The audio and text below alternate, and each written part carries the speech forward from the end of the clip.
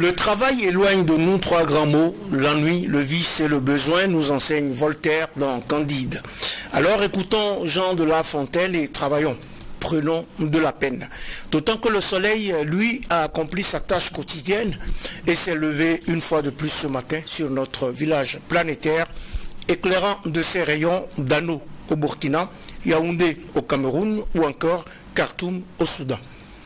Nous voici donc, nous aussi, fidèles au poste pour notre rendez-vous quotidien dans ce prétoire où nous parlons aujourd'hui du travail et précisément de nouvelles organisations du travail avec Arsène Armand-Yen, directeur général du CRADAT, c'est le Centre régional africain d'administration du travail. Bonjour Monsieur Yen et merci d'honorer notre convocation. Bonjour Monsieur Chevalier.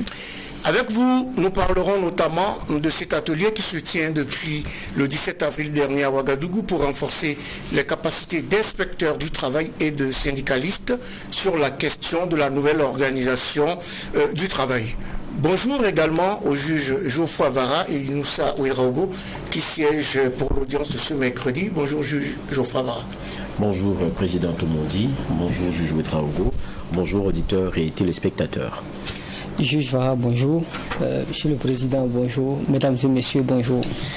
Bonjour à toutes, bonjour à tous et bienvenue à cette nouvelle audience du tribunal de l'actualité sur True TV et en simultané sur Watt FM et aussi vous nous suivez sur nos plateformes numériques. Le décor est maintenant planté pour la traditionnelle séquence des avant-propos des juges que je convoque à présent.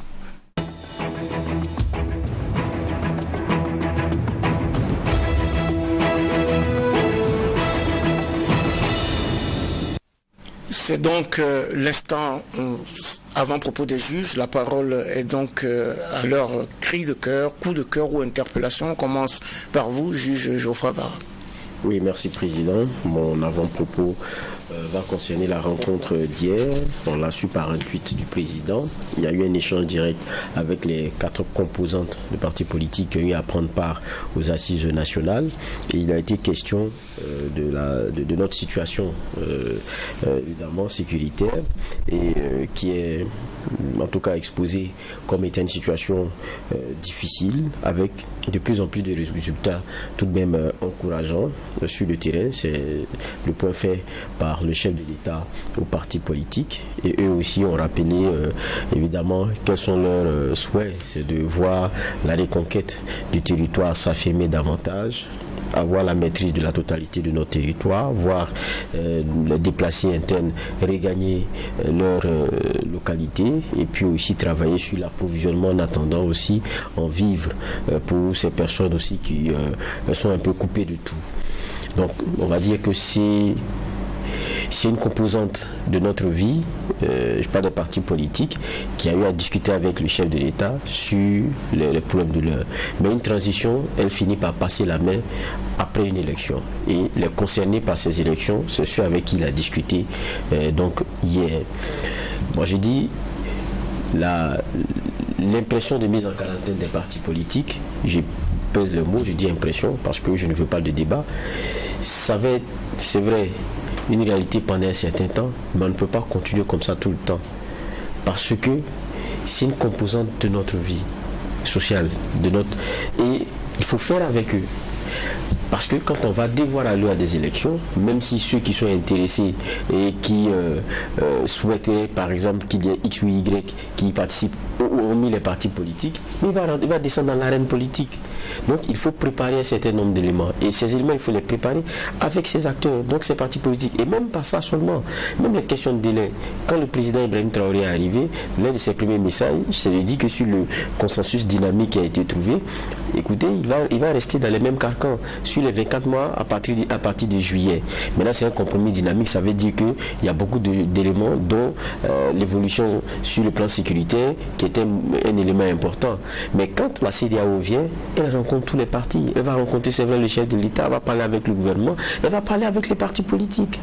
Et on sait que c'est le bien aussi de pression au niveau international. Donc, si on veut se faire l'économie d'autres fronts, il faut savoir parler d'une même voix, il faut travailler avec ces acteurs-là pour ne pas qu'on se retrouve dans une situation où on dit, bon, écoutez, on ne peut pas tenir les délais, et les autres disent, non, on peut tenir les délais, c'est la promesse qu'on a dit faite, ça devient une bagarre des chiffonniers. Nous tous, on comprend que l'aspect sécuritaire, il est prioritaire, mais il faudrait prendre l'angle avec ces messieurs-là. Je pense que la mise en quarantaine, qui est une impression, devrait se dissiper et il devrait, c'est des fils du pays, et je pense que c'est pas tout le monde, on les a peints un peu en noir, ils sont pas tous à peine en noir aussi, donc je pense que c'est déjà bon la rencontre qu'il y a eu hier, et il faut espérer que bon, chacun aussi aura un esprit apaisé pour comprendre que le plus important aujourd'hui là, c'est la question sécurité, venu le moment aussi des élections, parce que ça va arriver à un moment donné, il va falloir se les préparer, et aujourd'hui je crois qu'il faut commencer aussi à travailler sur les bases qu'il faut pour ne pas qu'on se retrouve à faire des élections, puis un an après on se retrouve dans une situation où encore on a des militaires qui viennent intervenir. Parce que ça aussi, ça se prépare et ça se travaille. Cela se prépare, cela se travaille, la situation sécuritaire a la priorité, mais bien entendu, la classe politique a son mot à dire. La classe politique doit être consultée et doit donc accompagner le mouvement, puisque de toute façon, comme l'a dit Juge Geoffroy Vara, après la transition, il doit bien y avoir des élections. Pour la conclure et pour en sortir, Juge Inoussa Ouedraogo, votre avant-propos du jour. Merci Président. Ce matin, je voudrais avoir une pensée pour 3 villages de la région de l'Est, aux alentours de Fada, qui ont cotisé de l'argent, 552 000 francs CFA, pour remettre donc à notre armée comme leur contribution à l'effort de guerre. Ce qui m'a le plus touché, c'est que c'est des personnes déplacées internes qui ont pensé que malgré leur situation de déplacés internes, ils pouvaient apporter modestement leur contribution. Et ces 552 000 francs donc, qu'ils ont réussi à cotiser, ils l'ont remis donc au ministre délégué en charge de la sécurité. Et quand j'ai vu ça, je me suis dit, vraiment, c'est des actes à saluer. Et ça doit interpeller surtout nos autorités sur la nécessité d'une meilleure gouvernance des maigres ressources que nous avons. Quand on voit des personnes de ce genre qui continuent à mettre la main à la poche pour faire l'effort de guerre, je me dis que nos autorités doivent comprendre que même s'il y a des efforts qui sont faits, nous devons travailler à baisser le coût de la gestion du pouvoir d'État. C'est-à-dire que nous devons éviter tout gaspillage. Nous devons faire en sorte aujourd'hui, par exemple, que dans cette situation de guerre-là, que nos hommes politiques arrêtent, ou disons nos personnalités politiques arrêtent par exemple de voyager en classe business. Et ça, c'est un élément qui nous tient à cœur. Ils ont souvent parlé de la réduction du train de vie de l'État, mais on continue à voir certains actes, certaines actions qui viennent anéantir un tout petit peu l'effort de guerre qui est fait donc par les citoyens burkinabés pour contribuer donc à sortir notre pays de cette situation. Donc c'est un cri de cœur que je voudrais lancer à l'endroit de ceux qui nous dirigent sur la nécessité de continuer à réduire au maximum possible le train de vie de l'État, parce qu'il y a des Burkinabés qui, malgré les dénuements, malgré les situations difficiles, continuent à mettre la main à la poche, continuent à casquer pour que l'État puisse tourner. Bravo donc à ces populations de Fada-là qui ont donc mis la main à la poche pour soutenir l'effort de guerre. Cri de cœur pour une réelle réduction pour une réelle réduction du train de vie de l'État, mais coup de cœur pour ces populations démunies qui quand même contribuent et marquent leur solidarité avec la nation pour apporter donc leur contribution à cet effort de guerre. C'est la 3e audience du tribunal de l'actualité pour cette semaine. C'est une audience qui reçoit pour vous Arsène Arman-Yen. Il est directeur général du CADRAT, le Centre régional africain d'administration du travail. Monsieur Yen connaît bien l'administration et la fonction publique burkinabé puisqu'il a été, entre autres, ministre du Travail et de la Sécurité sociale, secrétaire général adjoint du gouvernement et du Conseil des ministres, inspecteur d'État à l'inspection générale d'État, l'ancêtre de la LCE-LC, conseil technique du ministre du Travail et chargé de mission auprès du ministre de la fonction publique, du Travail et de la Protection protection sociale. À la tête du CADRAT depuis 2019, M. Yen est donc un Burkinabé pétri de talent et d'expérience qui va à présent répondre à quelques questions de généralité. Juge Geoffroy Vara. Merci, Président. D'abord, vous êtes à la tête du Centre régional africain d'administration du travail, en abrégé c'est CRADAT. Présentez-nous cela un peu, parce qu'on apprend que c'est une institution interafricaine qui est venue pour englober 18 pays. Qu'est-ce que c'est, pour que les Burkinabés comprennent? Merci bien. Je salue Monsieur Charles Mathias. C'est avec plaisir que nous nous rencontrons. Mais ça ne veut pas dire que je suis coupé de vous, puisque à travers les techniques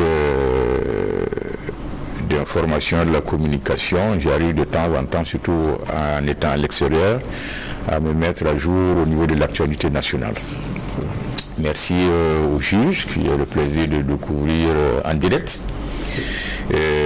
Pour ce qui est du Centre régional africain d'administration du travail, en abrégé CRADAT, c'est une institution intergouvernementale qui regroupe 18 pays africains francophones. Il y a également le CRADAT version anglophone, donc qui regroupe uniquement les pays anglophones, et là on l'appelle ARLAC. C'est juste la traduction anglaise de CRADAT. Alors nous œuvrons, c'est une institution créée depuis 1965. Et en 65 oui, c'est l'ancêtre du CRADAT, depuis 1965 à Yaoundé, par le feu président Aïdjo, et qui a évolué. Et en 1975, il y a eu la signature de la convention, où les pays ont donné une force interne par la ratification de cette convention. Et depuis, le CRADAT, dans un premier temps, formait les contrôleurs du travail et procéder au recyclage des inspecteurs du travail. Alors ça, le CRADAT donc évolue dans tout ce qui concerne l'homme et l'homme au travail. Alors de nos jours, le CRADAT a un peu diversifié ses activités, où nous formons des gestionnaires en ressources humaines, c'est-à-dire nous délivrons les masters professionnels et la licence professionnelle. Donc voilà un peu ramassé ce que nous faisons au niveau du CRADAT. Donc il y a la gestion des ressources humaines, et le niveau master, le niveau licence, mais nous avons ouvert aussi un nouveau cycle en ce qui concerne la santé et sécurité au travail. Oui, je vois. Mais justement, quand on parle de ce du CRADAT, la vérité aussi c'est que à un moment donné ça ne roulait pas bien. C'est quoi? C'était des problèmes financiers, c'est les pays c'est des cotisations qui permettent de supporter les charges. Et qu'est-ce qui ne marchait pas? Bon, les deux. D'abord, vous savez qu'au niveau de ces institutions internationales, où la priorité est mise sur la contribution des États, bon, effectivement avec ce que les États ont connu comme crise politique dans leur pays, ça a un peu joué sur les contributions. Donc ça ralentit un peu les activités du centre. Il y a également, quoi qu'on dise, un problème de management aussi. Parce que si vous prenez la direction d'un centre et que vous n'apportez pas quelque chose, c'est-à-dire quand vous arrivez à ce que on appelle un milieu de travail le neuf. Parce que vous allez dans une entreprise, tout le monde est là, bon, il y a les gestes répétitifs, on ne voit pas peut-être quelques corrections à faire pour améliorer le rendement. Donc, ceux qui sont venus à la tête du CRADAT, bon, je ne sais pas que je jette l'anathème sur eux, chacun a fait ce qu'il peut faire, mais il a manqué aussi l'œil neuf. Et lorsque nous sommes arrivés, j'ai failli vous rejoindre parce que j'ai trouvé une situation pas du tout aisée. Mais avec l'expérience capitalisée au niveau du Burkina Faso, nous avons pu relever le centre. Bon, relever, nous avons équilibré. Okay. Mais si les États mettent l'accent sur l'effort sur leur contribution, je pense que nous allons consolider cet équilibre. Un équilibre d'ailleurs que vous avez réussi en seulement quelques mois, d'après ce que j'ai pu noter. 11 mois, vous avez déjà remis à flot le CRADAT. Oui, Inoussa Ouedraogo, question généralité rapide. Je note aussi en lisant que quand M. Yen arrivait, il a eu la note de 100 sur 100 quand il a présenté ce dossier. C'est quand même c'est rare de rencontrer ça. Oui. Quels sont les éléments qui ont prévalu à une note de 100 sur 100? Oui, c'est pas parce que c'est rare que ça n'existe pas. Bon, effectivement, j'ai postulé en 2018 d'abord, où j'ai eu la note de 90 sur 100. Et contre toute attente,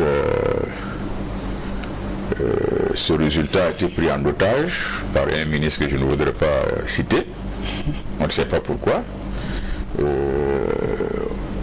Le Burkina aussi n'a pas engagé la dynamique politique parce que quand vous présentez un dossier et que votre candidat a 90 sur 100 et qu'on ne dit rien, on ne dit pas si le dossier a été rejeté, s'il est retenu, il faut quand même interroger les instances du CRADAT. Parce que si 90 sur 100 on ne comprend pas, il faut enlever un 0 de part et d'autre, ça fait 9 sur 10. Ou si vous le multipliez par 2, ça fait 18 sur 20. C'est quand même une note acceptable. Donc nous étions dans cette phase-là d'attentisme jusqu'à ce que, contre toute attente, on relance le poste de directeur général. Et c'est là l'occasion de saluer mes collègues, inspecteurs du travail, qui ont dit non, le doyen avait déjà postulé. Il faut qu'il se manifeste. S'il ne se poursuit pas en ce moment, on peut faire quelque chose. Et c'est là qu'ils m'ont relancé. J'ai refait le dossier et j'ai complété tout simplement par l'attestation d'un stage en informatique. Et cette fois-ci, c'était 100 points sur 100. Mais là aussi, j'étais à Genève et le Premier ministre Dabiré aussi était en mission parce qu'il avait été invité par le BIT. Je me dis quelque part, ça a dû jouer. Et c'est là que, le dossier qui avait été déclaré insuffisant ou je ne sais pas quoi, il n'y avait pas de raison. Mais je me dis, on ne va pas aller dans les détails, c'était peut-être la crainte d'un Burkinabé. Oui. Donc d'un Burkinabé compétent, de son expertise, parce que c'était cette crainte de voir un Burkinabé à la tête de cette institution dans le pays du siège. Mais bon. Mais ça s'est passé et ça s'est bien passé. Oui, heureusement que ça s'est bien passé. Ma deuxième question de généralité, c'est que récemment, on a parlé au Burkina Faso de méritocratie, de dépolitisation de l'administration. Vous, en tant qu'ancien ministre en charge du travail, mais également inspecteur du travail, quelle appréciation vous faites de cette loi qui a été votée récemment? J'ai suivi cette actualité. Mais la question ne se pose pas au niveau de l'idéal, c'est au niveau des hommes. Et je me rappelle de ce que me disait l'ancien conseiller technique du ministre de l'administration territoriale, si vous me permettez de citer son nom, Siaka Baro, lorsqu'il était venu nous donner cours pour notre formation d'inspecteur du travail. Il nous a dit, faites attention au petit personnel. Les plantons, les gardiens que vous passez parfois sans dire bonjour, que vous avez tendance à négliger, c'est eux qui connaissent mieux l'administration, c'est eux qui connaissent la vie du patron. Si vous avez ces gens avec vous, vous allez tout connaître. Alors pour dire que si vous êtes, pour moi, ma conception, si vous êtes, vous avez suivi une formation, vous avez été déclaré apte, vous méritez. Mais maintenant sur le terrain, si cette aptitude se convertit en laxisme, c'est-à-dire vous cachez quelque part ce que vous aurez dû produire.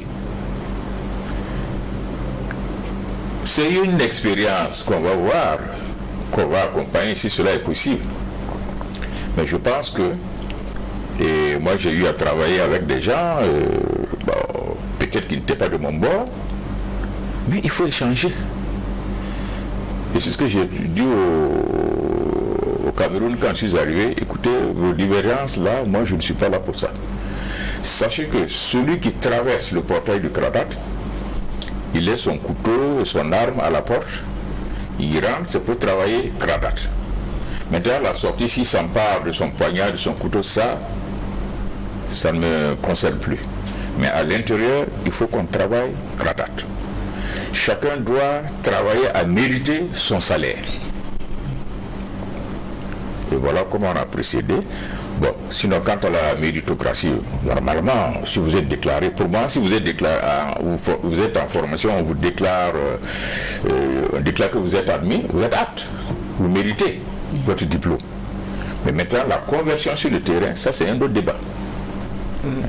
La conversion sur le terrain est un autre débat, d'autant que c'est là aussi qu'on peut juger de cette méritocratie, c'est là-bas qu'on peut juger de votre mérite à assumer les fonctions qu'on vous confie, de votre capacité à assumer les tâches. Le Kradat donc a été créé pour gérer ces aspects. Et aujourd'hui, on parle beaucoup de nouvelles formes d'organisation du travail, mais avant, vous avez dit un mot, M. Yen, qui est intéressant. Le Kradat met un accent particulier sur le travail et l'homme au travail. Alors, deux mots rapides sur cette vision du travail et de l'homme au travail. Le travail, c'est ce qui constitue l'homme.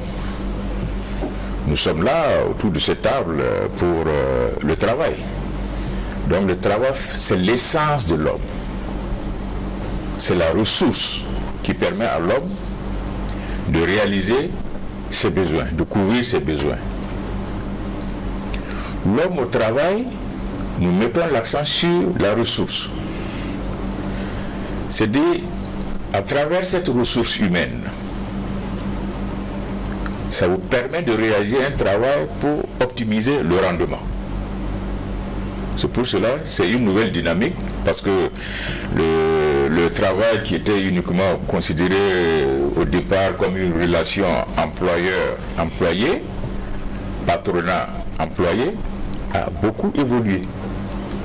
Et nous mettons l'accent au niveau de notre programme d'activité sur le travail et l'homme au travail. Donc, la ressource humaine et la ressource en tant qu'une ressource économique, sociale, ainsi de suite. Mettre l'accent sur la ressource humaine, c'est de prendre l'homme donc dans toutes ses dimensions et de tenir compte aussi de ses aspirations, de ses besoins, de son moral, je crois. Oui. Et puisque vous l'avez dit tout à l'heure, c'est le petit personnel est important de ce point de vue-là. Il faut donc tenir compte de tout le monde. Nous sommes donc entrés si vous m'excusez pour faire une petite jour, quand j'étais allé j'ai été affecté, muté au secrétariat général du gouvernement, on m'a dit il y a deux personnes, c'est des têtes brûlées. Mais lorsque j'ai quitté le secrétariat général du gouvernement, c'était mes meilleurs agents. Et il y a un jour, je l'ai appelé, j'ai dit, il avait une moto. J'ai dit, tu sais ce que c'est que le gicleur? Il me dit oui. La pièce est comment dans la moto? Que c'est petit comme ça.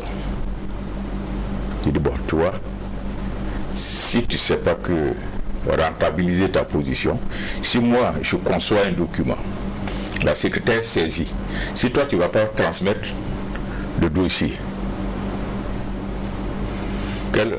est-ce qu'on aura un résultat? On n'aura pas de résultat. Voilà. Donc il est comme le gicleur dans sa moto. Mais vous l'enlevez dans le moteur, tout le moteur est grippé. Il ne peut pas marcher. Voilà.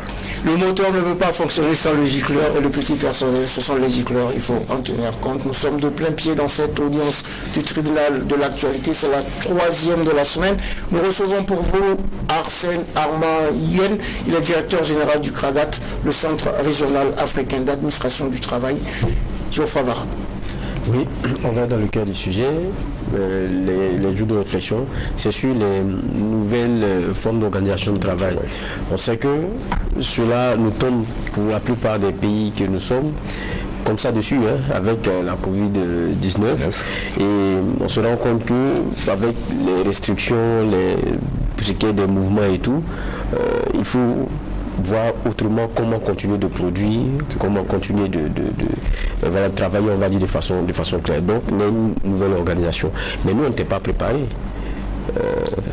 Et j'ai l'impression que même plusieurs mois, ou si ce n'est année après, même nos textes n'ont même pas pris en compte cet état de fait. Qu'est-ce qui fait cela? Parce qu'il y a quand même des experts du domaine. Le ministère compte des personnes qui sont des personnes de ressources pour se projeter. Parce que lorsqu'on a un élément qui arrive, c'est l'intégrer pour que dans la suite, lorsque ça se répète, on ne soit pas désarmé. Même dans nos textes, il n'y a rien. Qu'est-ce qui explique cela?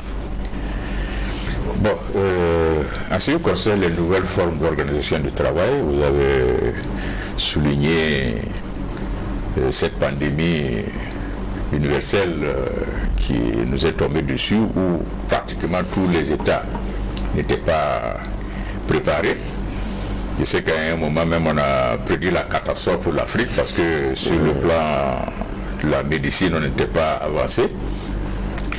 Alors, donc chaque pays avait commencé à prendre des mesures conservatoires. Et au Cameroun, il avait été dit qu'il n'y avait plus de réunions. Au niveau des écoles, on avait même divisé les cycles. Il y avait une partie qui venait le matin, l'autre l'après-midi. Et nous, au CRADAT également, il fallait éviter tout le regroupement parce que c'est une mesure gouvernementale. On était dans cette grande inquiétude, surtout que j'ai toujours à l'esprit les grèves étudiantines, où jusque-là, l'année n'est pas encore, on n'a pas retrouvé, les années se sont juxtaposées.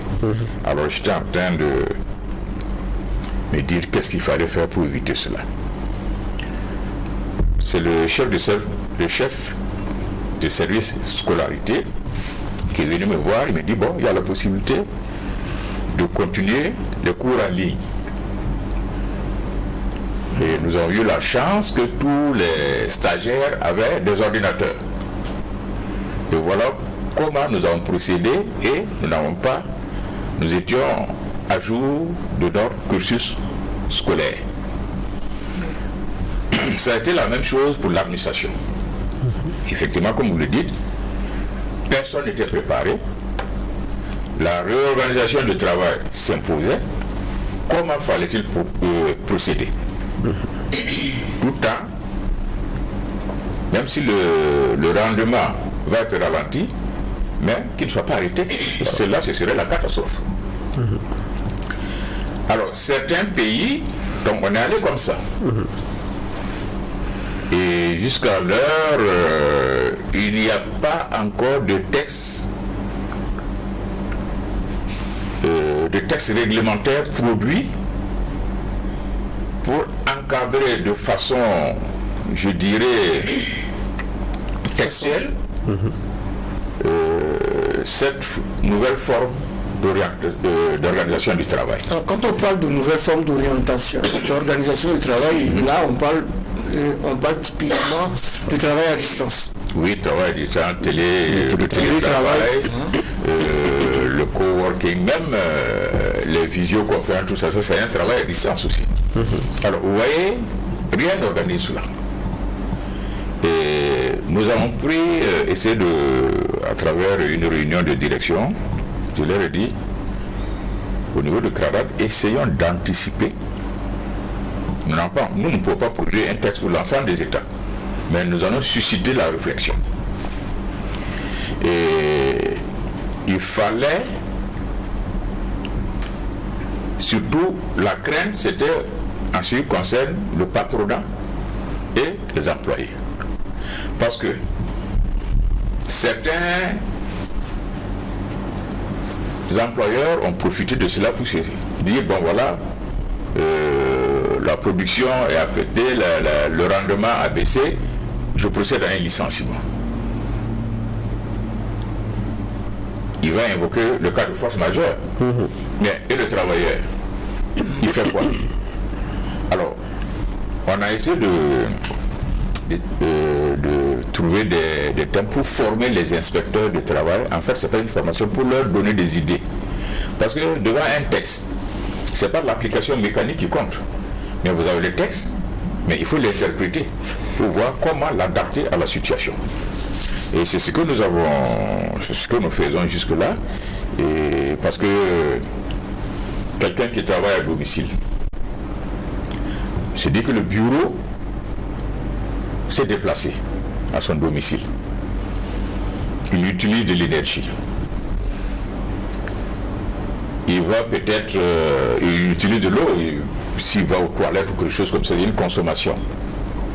C'est une charge qui retombe sur celui qui travaille à domicile.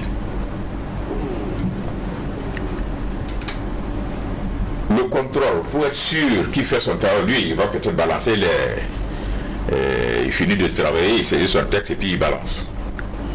Mais le contrôle, ça aussi, ça échappe à l'employeur. Vous travaillez à la maison. Nous sommes là, par exemple, une ampoule pète et ça nous blesse. Est-ce un accident de travail ou quoi? Comment on le prend en charge, comment on le prend en compte? Tout ça, bon, jusque-là, l'ensemble des États, chaque État essaie, ils sont toujours, comme on le dit, en réflexion, pour essayer de voir comment trouver le juste milieu pour faire face à cette nouvelle situation. Oui. Donc c'est une situation nouvelle, donc, et donc on t'attend encore, si j'ose dire. Oui, juste Jouffra, Laura, sur la question. On est en train de parler de télétravail, c'est une forme d'organisation nouvelle, mais le télétravail, le problème c'est qu'il ne peut pas s'appliquer à tout le monde. Ça veut dire qu'à un moment donné aussi, face à la réalité, il y a eu beaucoup de chômage technique qui ont été entrevus. Alors que ça aussi, ça doit aussi s'accompagner et s'encadrer. Vous le disiez à demi-mot, ça veut dire que la situation a servi aussi de prétexte pour certains, pour des restructurations profondes, alors que au fond, ça ne devrait pas l'être. Soit on est en restructuration, ou bien on fait face à une réalité qui est tout autre et on essaie de gérer. Et pendant cette période, beaucoup de travailleurs se sont retrouvés largués. Et l'inspecteur aussi, vers qui on part, lui aussi, je ne veux pas dire qu'il est désabusé, mais il est dépourvu. Mais lorsque vous discutiez, parce qu'il y avait les syndicats, dans la rencontre, les inspecteurs du travail, lorsque vous discutiez, qu'est-ce qui revenait le plus souvent pour cette période par exemple? Bon, puisque je ne suis plus sur le terrain pratiquement de la résolution des conflits, mais il faut dire que tout le monde a été pris au dépourvu. Les syndicats n'avaient plus de repères, le patronat n'avait plus de repères, les inspecteurs n'avaient plus de repères. Chacun essaie de prendre la situation, de régler de privilégier le règlement, l'amiable. Vous avez parlé il y a un aspect qui est important. C'est-à-dire qu'il faut avoir le matériel pour effectivement faire le télétravail. Exactement. Ouais. Et il y a certaines activités où on ne peut pas procéder par télétravail. C'est ça. Le coursier. Le coursier, la femme de ménage, tout ça, elle ne peut pas rester. Nous aussi, on est obligé d'être dans l'autre prétoire pour juger l'actualité. Moi-même, j'étais allé pour faire mon test Covid. On dit, bon, donnez votre numéro. Voilà, on va vous envoyer les résultats par WhatsApp, ainsi de suite. Et ceux qui n'ont pas de WhatsApp, ceux qui n'ont pas un ordinateur pour recevoir, ils font comment? C'est-à-dire qu'il faut revenir encore au centre pour qu'on procède de façon mécanique pour vous sortir le dossier, votre résultat. Bon, donc c'est dire que même à l'heure où nous débattons, la solution n'est pas encore trouvée. C'est des ajustements de part et d'autre. Et au niveau de la réunion de cabinet du CRADA, j'ai dit, essayons de devancer, parce que les conflits sont à venir. Les litiges, ça va venir un jour. Bon, on a quelques soubresauts en Europe, mais comme ils ont pu, à travers les assurances ou à travers certains fonds, essayer de combler. Mais en Afrique, moi, je suis licencié. Parce que l'employeur dit, voilà, avec le Covid, mes ressources ont diminué. Il faut que je procède à une compression. Qui a la capacité d'aller vérifier cela? Moi, travailleur, je suis préoccupé à ma survie et de mettre ma famille à l'écart, à l'abri. Est-ce que j'ai de l'argent pour commettre un expert pour aller vérifier? Parce qu'il ne va pas faire le travail gratuitement. L'avocat, il est pris dans une situation où c'est selon. Lui, s'il doit descendre le dossier de l'envoi, il va dire que c'est un cas de force majeure. Encore que la liste des maladies professionnelles, on dit qu'elle n'est pas définitive. Mais quelqu'un qui contracte une maladie à l'extérieur, par exemple, qui vient, qui travaille, on ne sait pas qu'il a le virus. Ou comment on est assis et puis on rentre à la maison, ça ne va pas. Est-ce que toute notre famille est prise en compte? Si il est même démontré que c'est au service que j'ai contracté la maladie. Donc il y a encore beaucoup de problèmes à résoudre. Voilà, souhaitons qu'il n'y ait pas de litige lié à cette situation, parce que nous n'avons pas les textes. Et comme on le dit, s'il n'y a pas de texte, je ne suis pas lié. Ouais. S'il n'y a pas de texte, on n'est pas lié, alors qu'on est lié entre employeur et employé, et il faut tenir compte de l'homme au cœur de tout cela. C'est la troisième audience du tribunal de l'actualité aujourd'hui. Nous recevons Arsène Arma-Yen. Il est directeur général du CRADAT, et le CRADAT, je vous le rappelle, c'est le Centre régional africain d'administration du travail. Nous parlons justement des nouvelles formes d'organisation du travail depuis donc cette crise sanitaire liée à la Covid-19, mais également des nouvelles formes qui se sont imposées en raison d'autres problèmes qui sont survenus. Et nous savons, Rango. Merci bien. Et effectivement, on se rend compte que Covid, par exemple, a accéléré la révolution numérique au niveau notamment de nos administrations publiques. Mais il faut reconnaître que malheureusement, il y a aussi les travers de cette révolution numérique-là qui font qu'aujourd'hui, par exemple, on a des documents top secrets, secret défense, qui se retrouvent dans l'espace public à travers donc les réseaux sociaux. Au-delà du fait qu'il y a peut-être une non-maîtrise de certains outils de communication, est-ce que ça ne pose pas la problématique de la formation et de l'éthique même du travailleur relativement donc à un certain nombre de dossiers? Et est-ce que vous vous êtes approprié ce type de problématique-là liée justement à la révolution numérique et au fait que les documents peuvent se retrouver sur disons des plateformes qu'on ne maîtrise pas forcément? S'approprier, pour dire vrai, nous essayons. Parce que cette nouvelle situation que nous vivons, il faut d'abord maîtriser tout le contrôle, il faut s'adapter avant de développer, je dirais, une sécurité autour. Même l'ordinateur, les téléphones que nous manipulons. Bon, parfois, il y a des messages qui viennent nous effaçant. Mais est-ce que c'est sûr qu'on ne peut pas exploiter ces messages à un niveau?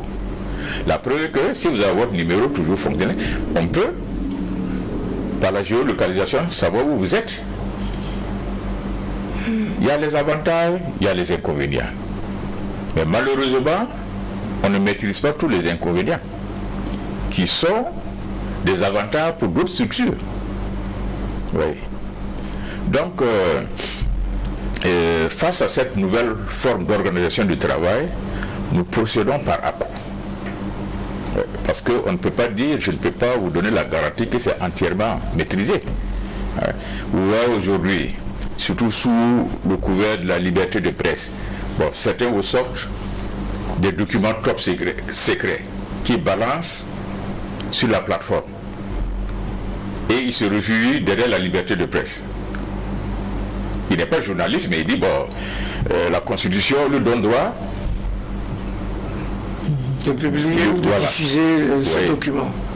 Et même la situation que nous vivons au Burkina, parfois à travers les émissions interactives ou à travers les réseaux sociaux, vous avez constaté que c'est le civil qui parle beaucoup plus que le militaire. Ouais. Et j'ai suivi une fois l'Assemblée où on demandait, un député qui demandait quelle est la stratégie développée. Non, on ne développe pas une stratégie publique, même s'il y a la stratégie qui existe. Mais si vous la publiez, ce n'est plus une stratégie.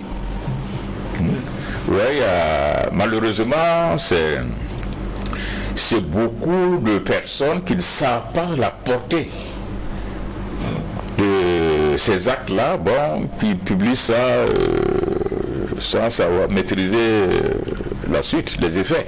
Hein? Est-ce que cette dimension est incluse dans la formation que vous diffusez actuellement aux inspecteurs du travail, aux syndicats? Est-ce que ça fait corps avec cette nouvelle donne et puis avec la situation sécuritaire du pays? Oui, dans la formation de tout fonctionnaire ou de tout agent, il y a ce que nous appelons l'obligation de réserve. C'est pas tout qu'il faut dire. Hein?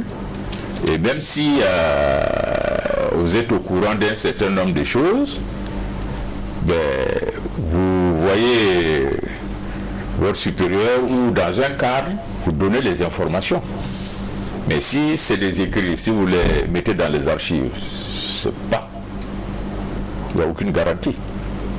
Ouais, aucune garantie. Donc, l'obligation de réserve, c'est là, tout personne qu'on forme, la première des choses, c'est lorsque vous allez commencer à travailler, il y a l'obligation de réserve. Voilà, c'est pas tout qu'il faut amener sur la place publique. Toujours par rapport à l'efficacité dans nos administrations publiques, on constate que de façon globale, c'est une administration, excusez-moi du terme, un peu bancale, pas toujours au service ou à la hauteur des attentes des populations, qui voient l'administration comme en fait celle coloniale. Par contre, quand on va dans les structures privées, on a tendance à avoir des résultats ici et maintenant, même si là-bas aussi il y a quelques difficultés. Qu'est-ce qui explique que jusque-là, nos administrations, notamment publiques, ne soient pas à la hauteur des attentes des clients, en fait, des populations qui sont des clients aujourd'hui? Pourquoi nous n'arrivons pas, malgré toutes ces années, à nous adapter et à être au service de nos populations dans nos administrations publiques? Ça, c'est une approche personnelle. Hein. Au niveau du secteur privé, vous défendez votre poste au rendement et à l'efficacité. Si vous n'êtes pas rentable, l'employeur se sépare de vous. Vous êtes apprécié sur la base de ce que vous produisez. Ça aurait dû se passer dans l'administration publique. Malheureusement, les lettres de mission ne sont pas suivies. Les lettres de mission ne sont pas suivies. Le ministre reçoit une lettre de mission. Et au niveau des directions, il y a une lettre de mission pour chaque directeur. Mais combien d'employés sous lui ont une lettre de mission? On se contente de procéder à une ventilation des dossiers à traiter. Mais si vous, directeur, vous n'avez pas un dossier à traiter, c'est comme s'il y a une sorte de chômage technique. Si vous ne vous pouvez pas autrement, en essayant, parce que dans l'administration publique, les agents aussi oublient qu'à leur poste de responsabilité, ils doivent concevoir. Mais si on s'assoit, c'est le même travail qu'on répète. À un moment donné, vous tombez dans la routine, et après la routine, c'est l'absentéisme. Oui, l'absentéisme, le laxisme qui s'installe. Donc, il faut beaucoup, effectivement, tombent dans cette situation, dans ce travail dont on va parler, parce qu'ils n'ont rien à faire. Effectivement. Même on dit, bon, il faut être à 7 heures au boulot. D'accord. Mais dès que l'argent rentre, qu'est-ce qu'il a comme travail à faire? Oui. C'est-à-dire que l'argent, aujourd'hui, le travailleur doit se dire, à mon poste de travail, il faut que qu'est-ce que je dois faire pour améliorer la situation? Je donne un exemple. Quand j'étais à l'inspection du travail et que des employeurs étaient convoqués, à un moment donné, bon, à l'issue du débat contradictoire, lui-même il sait qu'il doit s'exécuter. Il a tort, il doit payer les droits à son employé. Mais qu'est-ce qu'il fait? Il dit, bon, je préfère que le dossier aille au tribunal. Un dossier qui va au tribunal, le plus tôt que ça passe, c'est peut-être 6 mois à l'époque. Sinon, il y aura plus d'1 année. Mais il sait que, même arrivé au tribunal, on va lui faire payer les mêmes droits que l'inspecteur a calculé. Alors moi, j'étais devant un dossier où vraiment c'était clair. Il n'y avait pas de débat. Alors, j'ai dit au représentant de l'employeur qui était là, il dit, bon, écoutez, le dossier ira au tribunal, mais vous n'aurez plus d'attestation délivrée par l'inspection du travail pour compléter le dossier d'appel d'offres. Ça coûtait combien à l'époque? 500 francs. Mais si vous faites votre dossier d'appel d'offres pour soumissionner à un marché, mais s'il n'y a pas cette attestation, on dirait que le dossier est incomplet. Il est parti. L'employeur m'a appelé, il dit, ben lui ne comprend pas. J'ai dit, ben oui, moi je sais que ce dossier que j'ai traité, même s'il va au tribunal, le juge va s'aligner sur le travail que j'ai fait. Mais il faut être sûr de ce que vous avez fait parce qu'il y a le revers. Si vous avez mal fait le travail, c'est dire qu'on peut se retrouver comme vous pour abus de pouvoir. Mais moi j'étais sûr que ce travail qui a été fait, le tribunal, le juge du travail ne peut pas faire autre que ça. Bon, c'est ce que j'ai dit à l'employeur quand il m'a appelé. 30 minutes après, il m'appelle, il dit, bon, lui, il ne veut pas brimer les travailleurs, tout, il va s'exécuter. Son délégué de personnel est venu, il a versé tout ce qui était destiné aux travailleurs, et avant même de quitter l'inspection, il allait demander une attestation de travail pour soumissionner à un marché. Mais là, quand j'ai pris cette mesure, mon directeur a dit, ben, attention, je dis non, c'est quand je suis sûr de mon dossier. Et par la pratique, les autres collègues ont emboîté le pas, ainsi de suite. Alors, on n'a plus beaucoup de temps. Nous recevons Arsène Armoilienne, qui est directeur général du CRADAT. Nous parlons des nouvelles formes d'organisation du travail. Nous en avons très peu parlé, finalement, de ces nouvelles formes d'organisation du travail, Geoffroy Vara. Oui, moi, on a parlé de notre administration. À la fin, moi, je me pose la question de savoir ces nouvelles formes d'organisation de travail là. C'est vrai qu'avec la Covid-19, on y a été contraint. Beaucoup ont dit bon, ça permet d'avoir de faire des économies en ceci, en cela. Toutefois, ça rend le travailleur plus à l'aise parce que ça lui permet aussi de pouvoir faire plusieurs choses en même temps et tout. Mais est-ce qu'on a vraiment besoin de ça au regard de ce qu'on disait tout à l'heure de notre administration? Où l'une des gangrènes, c'est la question de l'absentéisme, c'est les retards.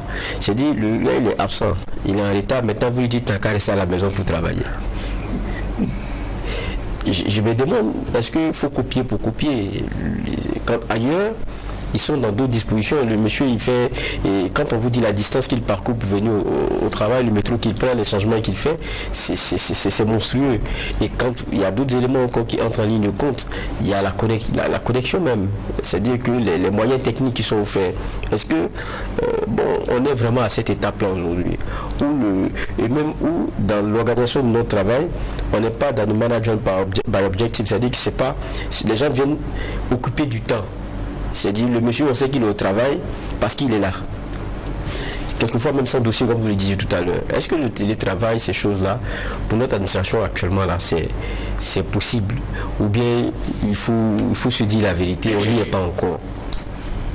Alors, rapidement, monsieur. Oui, c'est que vous avez touché du poids, hein, parce qu'effectivement, il ne faut pas reproduire mécaniquement ce qui se passe ailleurs. Parce qu'ils l'ont fait, ils ont un dispositif informatique, ils ont un certain nombre de conditions qui leur permettent de faire cela. Ici, en Afrique, c'est tout autre chose. C'est comme je l'ai dit, vous avez soulevé des mots tout à l'heure. Moi, je suis là, par exemple, à la maison, je travaille. Un voisin rentre. Vous allez dire que vous êtes en train de faire un télétravail pour ne pas répondre à sa salutation. Bon, si par malheur, il y a un cas de force majeure à côté, un décès ou quelque chose comme ça, on voit que vous n'êtes pas sorti. Vous allez rester faire votre télétravail. Vous êtes obligé d'interrompre, aller faire acte de présence et revenir. C'est-à-dire qu'il y a un dysfonctionnement dans la suite de vos idées. Moi, je pense que vous avez même trouvé la solution. On essaie de s'adapter. Mais il faut reproduire de façon étagée. Okay. Sinon, si on fait le transfert mécanique, je crains fort qu'il y ait plus d'inconvénients que d'avantages. Je suis parfaitement d'accord avec votre analyse.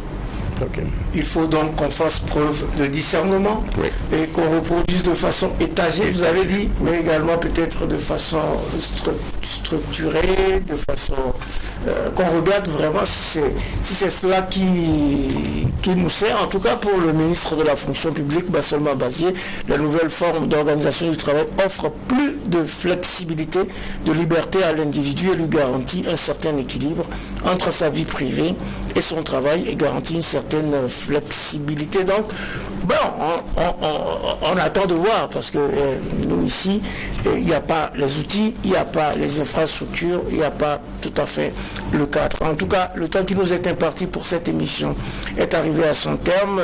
C'est un sujet qu'on aura encore le temps de discuter en nous arc-boutant un peu sur l'évolution des différentes situations. Ainsi s'achève cette audience du tribunal de l'actualité. C'est la 3e de la semaine. C'est la 16e semaine de l'année 2023. Et cette audience a évoqué les exigences des nouvelles formes d'organisation du travail avec Arsène Armaniel, directeur général du CRADAT, Centre régional africain africain d'administration du travail. Merci, Monsieur Yen, d'avoir honoré notre convocation. Et vous ne m'avez pas donné le verdict. Est-ce que je suis acquitté ou... En fait, c'est pas vous qui êtes jugé, c'est l'actualité qui est jugée. Et donc le verdict, c'est que cette actualité-là sera rejugée. En tout cas, la nouvelle forme d'organisation du travail sera rejugée. Merci au juge, Geoffroy merci. Merci à Inoussa Ouedraogo. Merci, Président. Merci aux équipes techniques de réalisation ainsi qu'à vous tous, auditeurs et auditrices de Watt FM, téléspectateurs et téléspectatrices de Truth TV pour votre attention et pour votre fidélité. Rendons tout le temps hommage à nos forces combattantes, prompt rétablissement aux blessés et aux malades, et n'oubliez pas que Je voudrais n'a jamais rien fait, j'essayerai à faire de grandes choses, mais je veux à faire des miracles. Prenons soin les uns des autres en attendant de retrouver le tribunal de l'actualité dès demain, mêmes heures, mêmes antennes, pour une nouvelle audience avec un maillet toujours aussi juste, incisif et sans complaisance.